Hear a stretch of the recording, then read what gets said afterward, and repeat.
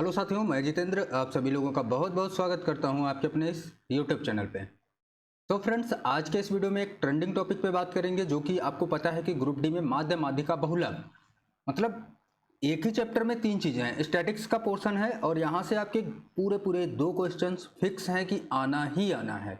तो आपको कुछ नहीं करना है, छोटे छोटे फॉर्मूले हैं, सूत्र हैं, उनको अगर आप याद कर लेते हैं और एक बार अगर आप 15 मिनट का ये वीडियो देख लेते हैं तो आपके 2 नंबर 100% यहाँ से पक्के हो जाएंगे भाई। क्योंकि देखो, बहुत सारे लोगों को ये सब नहीं पता है और जिनको नहीं पता है उनके लिए एकदम बेनिफिट है भाई। एग्जाम में जाने से पहले आप एक बार माध्य माध्यिका और बहुलक से ये चैप्टर जरूर देख के जाइएगा। मैं एक्चुअल में आपको ये नहीं बोल रहा कि आप मेरा ही देख के जाइएगा, आप किसी का भी देख के जाइएगा, लेकिन आप ये चैप्टर आप स्किप मत करिएगा, क्योंकि ये चैप्टर जितना आसान है ना, बहुत ज़्यादा आसान है और यहाँ से आपके पूरे पूरे 2 नंबर आपके सेफ बनेंगे। तो हम सीधा सीधा टॉपिक पे बात करते हैं। माध्य क्या होता है भाई? सभी को पता है कि माध्य क्या होता है। माध्य मतलब, माध्य को ही हम क्या बोल सकते हैं? औसत बोल सकते हैं। क्या बोल सकते हैं? औसत। तो औसत हम माध्य को ही बोल सकते हैं। तो माध्य हमारे पास एक प्रकार का औसत होता है, जिसमें से क्या करना होता है? आंकड़ों का कुल योग बटे में आंकड़ों की कुल संख्या। एग्जाम्पल के रूप में अगर देखते हैं तो 5 विद्यार्थियों के एक विषय में प्राप्तांक कितने हैं? 25, 30, 32, 28 और 35। तो आंकड़ों का कुल योग कितना हो जाएगा? देखो, 30, 32 और 28 मिलकर कितना होता है? 60, 30, 90 और 35 और 25 मिलकर कितना हो जाएगा? 60। तो कहने का मतलब क्या है? ऊपर कितना आ जाएगा? कुल योग। कुल योग आ जाएगा आपके पास 150 और लोग कितने हैं? 5। तो पांचों लोगों में अगर बराबर बराबर बांटना है तो कितना कितना बांटेंगे हम? 30-30 बांटेंगे। तो माध्य भी इसका कितना आ जाएगा? ये देखो, आपका आंसर भी लिखा हुआ है, माध्य कितना आ जाएगा? 30। नेक्स्ट देखते हैं, लेकिन आपको इतना आसान पूछेगा नहीं, आपसे पूछेगा वर्गीकृत आंकड़ों के माध्यम से। तो वर्गीकृत आंकड़े अगर आपको दिए हैं तो आपका फॉर्मूला क्या बन जाता है? Sigma F x, sigma F x. F क्या होता है? एफ होती है बारंबारता, जिसको ये रहा हमारे पास, एफ होती है। एक्स क्या होता है? एक्स जो होता है वो मेरे भाई होता है मध्यमान। मध्यमान। तो अगर हमको x निकालना है तो मध्यमान निकालना होगा। मध्यमान निकालने के लिए हम क्या करेंगे? इन दोनों को जोड़ देंगे और बटे में 2 कर देंगे, तो मध्यमान हमारे पास x बराबर निकल के आ जाएगा। तो x कितना निकलेगा? 5 इसका निकल आएगा और इन दोनों को जोड़ेंगे तो 30 आ जाएगा। 30 का आधा कितना होता है? 15। उसी तरह इसको जोड़ेंगे तो 50, 50 का आधा कितना होता है? 25। और इसी तरह इसको जोड़ेंगे तो 70, 70 का आधा कितना होता है? 35।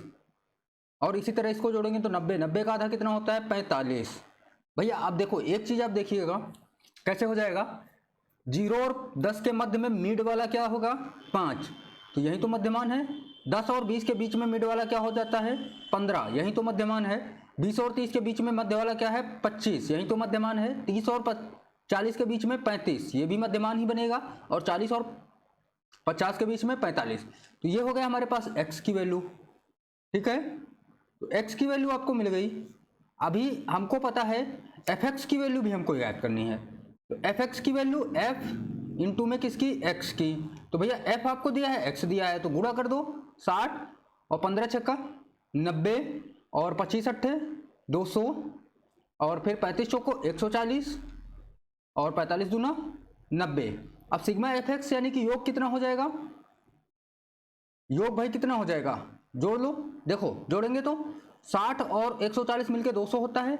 ये मिलके कितना हो गया? 200, 200, 200, 400, 400 इसको जोड़ेंगे तो कितना हो जाएगा? 180, 4 और 500, 580। तो इसका मान कितना आ गया? 580।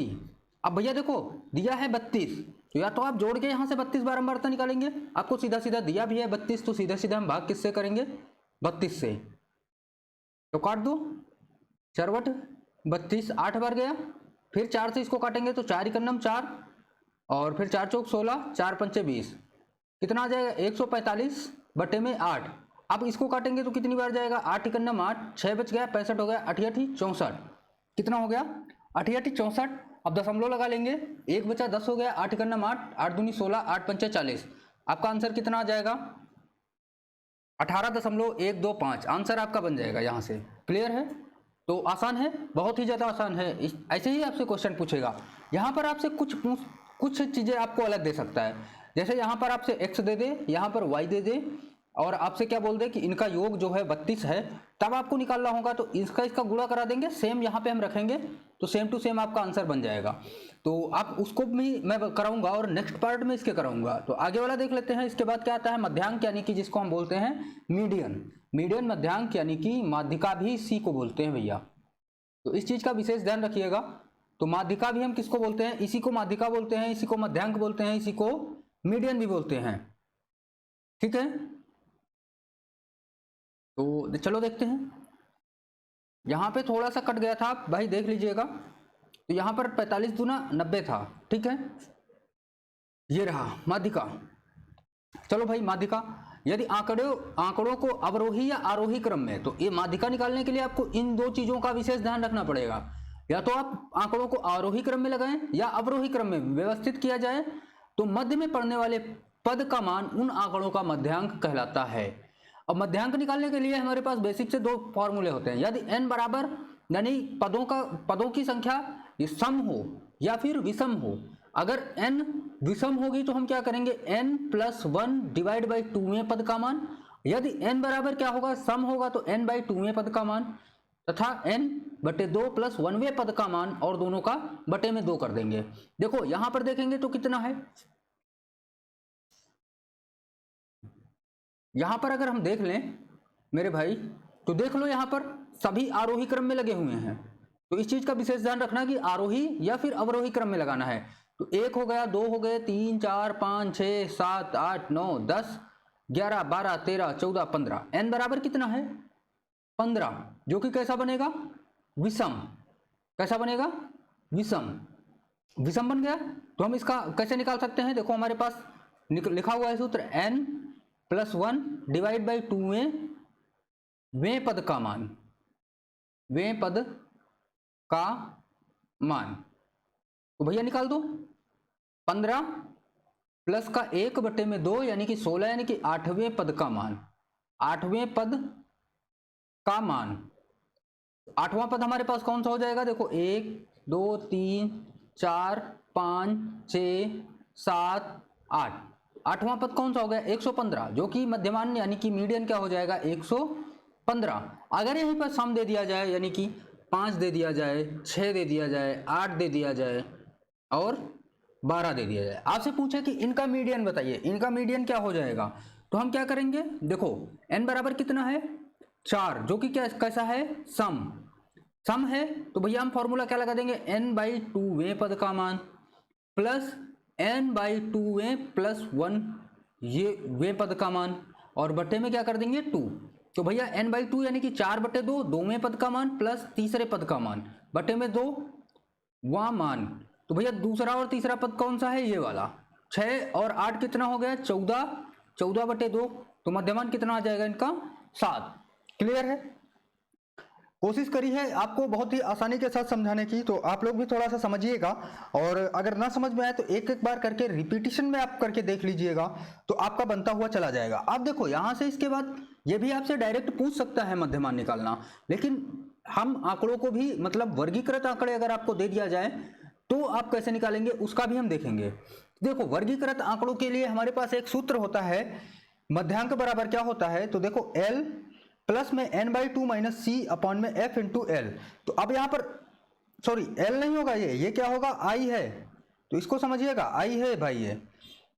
n बराबर क्या होता है, आवृत्तियों का योग, यानी कि आवृत्ति या बारंबारता इनका योग होता है।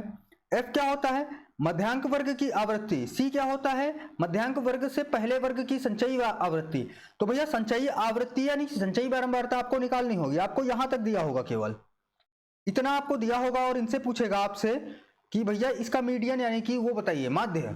तो हम संचयी आवृत्ति को कैसे लिखते हैं, 5 को सबसे पहले 5 ही लिख दो, फिर उस 7 में से 5 को जोड़ो, कितना आ जाएगा 12, फिर 12 में से 6 को जोड़ो तो कितना मिल जाएगा हमें 18, फिर 18 में से इस 8 को जोड़ दो तो कितना मिल गया 26, 26 में से इस 4 को जोड़ दो 30। n बराबर भी हमारे पास तो 30 ही मिला, n बराबर कितना मिला 30। तो हम क्या करेंगे, सबसे पहले n/2 कर देंगे, n/2 करेंगे तो कितना आ जाएगा 15। अब देखो 15 यहां पर कहीं पर है, 12 और 18 के बीच में होगा, 12 से बड़ा है 18 से छोटा है, तो हमको कौन सा वर्ग लेना है, ये वाला 18 वाला वर्ग, छोटा वाला नहीं लेना है, बड़ा वाला ही लेना है वर्ग, ये वाला वर्ग ले लेंगे हम। ठीक है, अब ये वाला वर्ग ले लिया, अभी थोड़ा सा हटाते हैं तो आपको क्लियर हो जाएगा। हमने वर्ग कौन सा लिया, तो वर्ग लिया हमने ये वाला 18 वाला। L बराबर क्या होता है, निम्नतम सीमा। तो L बराबर कितना हो जाएगा, देखो भाई L बराबर निम्नतम सीमा है, तो L बराबर इस वर्ग की न्यूनतम सीमा क्या है 30 और अधिकतम सीमा कितनी हो जाएगी 40। तो न्यूनतम सीमा लेना है, L बराबर हो गया 30। N बराबर आवृत्तियों का योग टोटल कितना आया 30, जो कि यहाँ संचयी आवृत्ति में सबसे लास्ट वाला होगा वही होगा N बराबर। तो N बराबर आ गया आपके पास 30। और फिर कह रहा है F बराबर क्या होता है, मध्यांक वर्ग की आवृत्ति, यानी कि ये 6 जो है ये क्या है, ये है F बराबर। और फिर C बराबर क्या है, मध्यांक वर्ग से पहले की संचयी आवृत्ति, यानी कि ये वाला, इसको बोलते हैं हम C। और इसके बाद I वर्ग अंतराल, वर्ग में अंतर कितने का है 10-10 का, I बराबर कितना हो गया 10। अब सीधा सीधा हम इसे फॉर्मूले में रख देंगे, तो L बराबर कितना है 30। और फिर n/2 कितना निकला है, n/2 हमारे पास निकला है 15। और माइनस का C हमारे पास कितना है 12, तो 12 रख दो, अपान में आ जाओ बटे में। F बराबर कितना है 6, तो 6 रहने दो। I बराबर कितना है 10।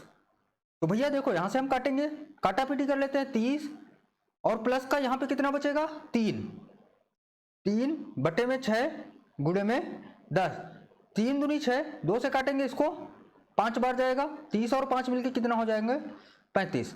तो आपका राइट आंसर क्या बन जाएगा 35। आपका इसका इस एग्जांपल का 35 आंसर जो होगा वो करेक्ट आंसर होगा। ठीक है, बहुत ही बेसिक सी बात है और आसानी के साथ ही इसको हम समझते हुए चलेंगे। तो बस इससे ज्यादा आपका ग्रुप डी के लिए इससे ज्यादा भैया कुछ नहीं पढ़ना है, आपको इसी पर फोकस करना है। 1 से 2 बार, 2 से 3 बार, 3 से 4 बार, आप जितनी बार आप कोशिश करेंगे उतनी बार आप लगा लीजिए। ठीक है, तो इन चीजों का आप विशेष ध्यान दीजिएगा। नेक्स्ट पे आ जाते हैं, चलो नेक्स्ट देख लेते हैं। ये रहा बहुलक। अब बहुलक तो सभी को पता है कि जो सबसे ज्यादा बहुलक को ही हम क्या बोलते हैं, मोड इसी को बोलते हैं भैया। मोड बराबर ही होता है बहुलक, और बहुलक जो सबसे ज्यादा बार लिखा होता है वही बहुलक होता है। तो यहां पर देख लो 3, यहां पर है 1 और 2, 3, 4, 5 बार 3 है, तो सबसे अधिक बार क्या लिखा हुआ है 3, 5 बार आता है, तो बहुलक क्या हो जाएगा, बहुलक जो हो जाएगा वो 3 ही हो जाएगा। तो आसान वाला बहुलक तो सभी लोग कर लेंगे, है ना। परिभाषा भी आप देख सकते हैं, दिए गए आंकड़ों में सबसे अधिक बार आने वाली आवृत्ति ही आंकड़ों के उस समूह का क्या होती है, बहुलक कहलाती है। तो बहुलक यहां से तो आसानी से कर लेंगे हम, लेकिन अगर आंकड़े आपके वर्गीकृत देंगे तो कैसे आप करेंगे वो भी आपको आना चाहिए। तो चलो हम उसके लिए भी देख लेते हैं। ये रहा, अगर आपके पास आंकड़े दिए हैं वर्गीकृत और आपको एक सूत्र दिया है, इसी फॉर्मूले को आपको फॉलो करना होगा। L वही काम है, बहुलक वर्ग की निम्नतम सीमा, F1 क्या है, बहुलक वर्ग की बारंबारता है, F0 क्या है, बहुलक वर्ग से पहले वर्ग की बारंबारता है, F2 क्या है, बहुलक वर्ग से अगले वर्ग की बारंबारता है, और I क्या है, वर्ग अंतराल है। अब देखो बहुलक निकालने के लिए सबसे पहले हम वर्ग अंतराल ढूंढेंगे। कौन सा वर्ग अंतराल ही हम लेंगे, देखो जिसकी बारंबारता सबसे अधिक बार होगी बहुलक तो वही होता है। तो सबसे ज्यादा बारंबारता किसकी है, 8 की, इस वर्ग की है। ये वर्ग कितनी बार आया है, 8 बार, तो हम इसी वर्ग को उठाएंगे।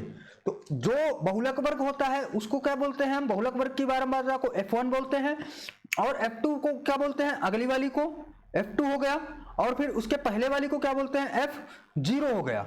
और बहुलक वर्ग की निम्नतम सीमा क्या है, निम्नतम सीमा बहुलक वर्ग की क्या है, L जो कि कितना है 40, और I कितना है, अंतर कितने का है वर्ग अंतराल का 10 का, तो अंतर 10 का है, तो ये क्या हो गई I बराबर, और बाकी F1 F0 आपको पता ही है। अब देख लो भैया यहाँ पे सीधा सीधा फार्मूले पे रख देते हैं 40, और फिर आ जाओ प्लस F1 कितना है 8, माइनस का F0 कितना है 6, बटे में आ जाओ 2F1, यानी कि 2 बार गुणा करना है, 8 दूनी 16 हो जाएगा, और फिर माइनस लगा लो F0 कितना है 6, और F2 कितना है 2, ठीक है, और गुणे में I कितना है 10। अब भैया देख लो यहाँ से ये हो गया 40, और ये यहाँ पे कितना बचेगा, ऊपर बचेगा 2, नीचे क्या हो जाएगा 8 भी बचेंगे, और गुणे में कितना हो जाएगा 10। काट दो भैया, 2 चौको 8, 4 बार कट जाएगा। अब 4 से इसको काट देंगे तो 4 दूनी 8, बचा कितना 2 बचा, फिर 4 पंचे 20, तो 2.5 जोड़ेंगे तो कितना आ जाएगा 42.5, जो कि हमारे पास क्या हो जाएगा, आंसर हो जाएगा आपका 42.5। तो बेसिक से सवाल आपसे यहीं से पूछेगा। एक सवाल और पूछता है, माध्य माध्यिका और बहुलक के बीच में संबंध निकालना होता है, तो उससे भी पूछता है। अब अगला देखते हैं, वहीं पे देखते हैं अगला, हम दोनों के बीच में संबंध को देखेंगे।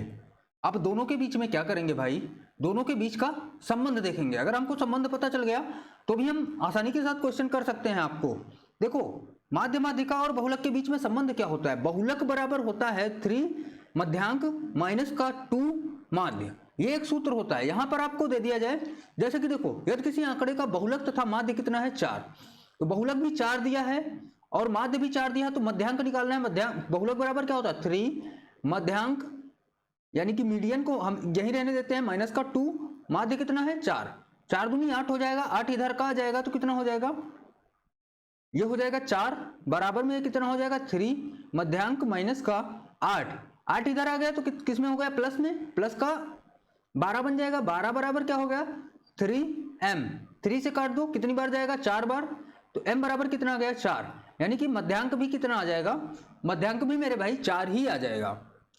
क्लियर है, मध्यांक भी कितना ही आ जाएगा, मध्यांक भी 4 ही आ जाएगा। तो आसान है।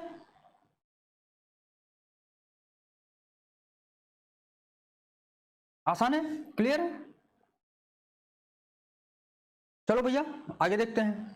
आंकड़े का बहुलक तथा माध्य 4 आपको दिया है, दोनों चीजें हैं, निकाल लेंगे आसानी के साथ। अब भैया आज के लिए इतना ही रहने दो, और नेक्स्ट पार्ट में हम इसके थोड़े से क्वेश्चन भी करवा देंगे। क्लियर, नेक्स्ट पार्ट में अभी इसके हम थोड़े से क्वेश्चन करवा देंगे। जिसका थोड़ा सा रह गया है तो वो एक बार इस वीडियो को कम से कम 2 से 3 बार अगर आप रिपीट करके देख लेते हैं तो आपका यहीं से क्लियर हो जाएगा। ठीक है, तो मिलते हैं आपसे नेक्स्ट वीडियो में।